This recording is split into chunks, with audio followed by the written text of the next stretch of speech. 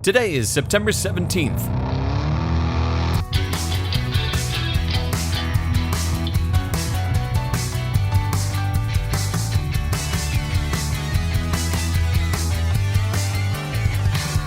It's the 261st day of the year, and this is the On This Day podcast.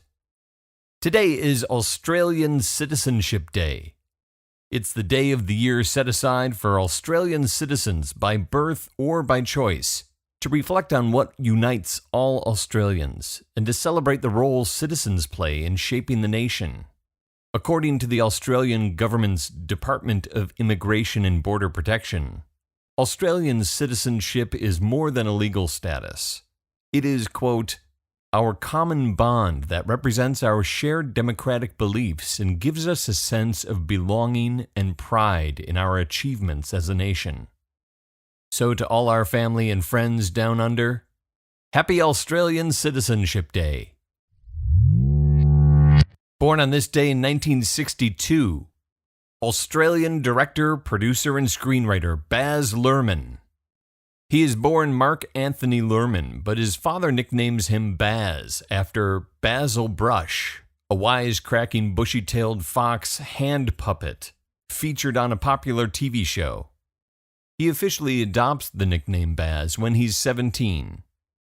Luhrmann grows up in Herons Creek, a small town 200 miles north of Sydney, Australia. Mom is a dance teacher and a dress shop owner, while Dad runs a petrol station and a movie theater. Luhrmann and his 3 siblings, 2 brothers and a sister, are exposed to a wide range of activities such as painting, horseback riding, skiing, shooting, commando training, Dad's a Vietnam vet, and competitive ballroom dancing.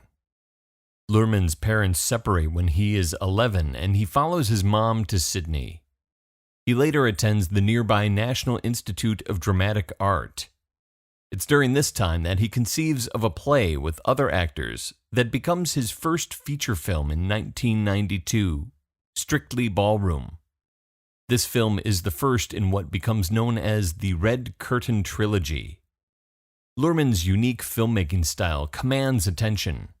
It's different and rather quirky.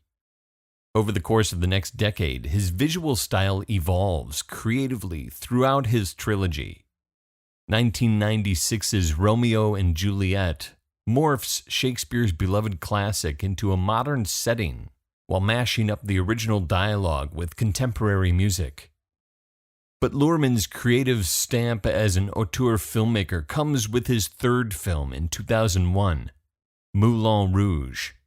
Love it or hate it, Moulin Rouge is an extravagant showcase of Luhrmann's creative vision. This film is opulent, frenetic, outlandish, and unconventional. It overloads our senses, taking us on a journey through controlled chaos. Luhrmann is no stranger to controlled chaos. This is how he lives his life and explores his creativity. He explains in an interview with CNN, quote, art and life cannot be separated. They feed each other, and creative decisions are based on what will make life rich and what will enrich the storytelling. Almost always in a state of creation, Luhrmann incorporates multiple art forms within his projects, morphing them into rich visual stories set in heightened other worlds. He tells the New York Times that, quote, the films I make are couture frocks, extremely labor-intensive. Luhrmann is not alone in bringing his projects to fruition. Longtime creative partner, production designer, and wife, Catherine Martin, or CM, plays an integral role in bringing his striking visual style to life. Always with multiple irons in the fire, the creativity of Baz Luhrmann, born on this day in 1962, can be experienced across music, film, theater, opera, and now television, with The Get Down, the Netflix series about the birth of hip-hop in the 1970s. Also born on this day in 1883, American physician and poet William Carlos Williams. Williams is born in Rutherford, New Jersey, where he practices medicine as a pediatrician and general practitioner for more than 40 years after graduating from the medical school of the University of Pennsylvania. While at the University of Pennsylvania, he develops a friendship with classmate Ezra Pound. Pound goes on to become an accomplished poet in his own right, who helps arrange some of the first publications of his contemporaries, T.S. Eliot, James Joyce, Robert Frost, Ernest Hemingway, and William Carlos Williams. Pound is instrumental in the publication by a British publisher of Williams's second book of poetry, The Tempers. Before meeting Pound, Williams's writing is heavily influenced by his heroes John Keats and Walt Whitman. But he finds a new mentor in the young Ezra Pound, who inspires Williams to break free from the rigid forms of poetry at the time. For Williams, it's not only a break from the current creative conventions, but also a dramatic shift away from the rigid idealism and moral perfectionism of his upbringing. He describes his youth as being dominated by terror, a result of the exceptionally high moral standards to which his parents held him. As an adult, he holds himself to the high standards of a medical professional, but he also makes a pretty good living at it, which allows him to exercise unbridled creativity in his writings, free to write whatever he chooses, free from financial or political pressures.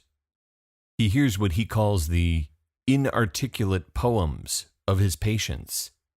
He is present for the highest of highs and the lowest of lows in his patients' lives, births, deaths, illnesses, and recoveries, all of which produce the seeds of poetic ideas that take root in the fertile ground of his subconscious mind.